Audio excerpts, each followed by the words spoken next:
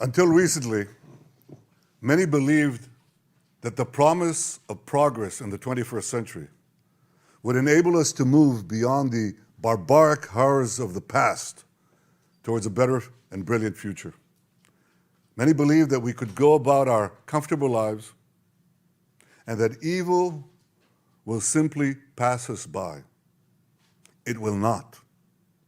The horrors that Hamas perpetrated on October 7th remind us that we will not realize the promise of a better future unless we, the civilized world, are willing to fight the barbarians. Because the barbarians are willing to fight us. And their goal is clear: shatter that promising future, destroy all that we cherish, and usher in a world of fear and darkness. Ladies and gentlemen, this is a turning point for leaders and nations. It is time for all of us to decide if we are willing to fight for a future of hope and promise, or surrender to tyranny and terror. Now rest assured, Israel will fight. Since October 7th, Israel has been at war. Israel did not start this war. Israel did not want this war. But Israel will win this war. Hamas launched this war by perpetrating the worst savagery our people have seen since the Holocaust. Hamas murdered children in front of their parents, murdered parents in front of their children. They burned people alive. They raped women. They beheaded men. They tortured Holocaust survivors. They kidnapped babies. They committed the most horrific crimes imaginable. And they're part of the axis of evil that Iran has formed, an axis of terror that works by arming, training, and financing Hamas in Gaza, Hezbollah in Lebanon, the Houthis in Yemen, and other terror proxies throughout the Middle East and beyond the Middle East. In fighting Hamas and the Iranian axis of terror, Israel is fighting the enemies of civilization itself. Victory over these enemies begins with moral clarity. It begins with knowing the difference between good and evil, between right and wrong. It means making a moral distinction between the deliberate murder of the innocent and the unintentional casualties that accompany every legitimate war, even the most just war. It means holding Hamas responsible for the double war crime it commits every day by deliberately targeting Israeli civilians while deliberately using Palestinian civilians as human shields. It means making clear that the use of human shields is not only an immoral tactic of terror, but also an ineffective one.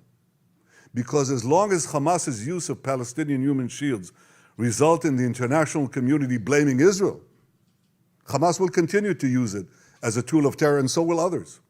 Hamas will continue to use the basements in Gaza's hospitals as the command posts of its vast terror tunnel network. It will continue to use mosques as fortified military positions and weapon depots. It will continue to steal fuel and humanitarian assistance from UN facilities. While Israel is doing everything to get Palestinian civilians out of harm's way, Hamas is doing everything to keep Palestinian civilians in harm's way.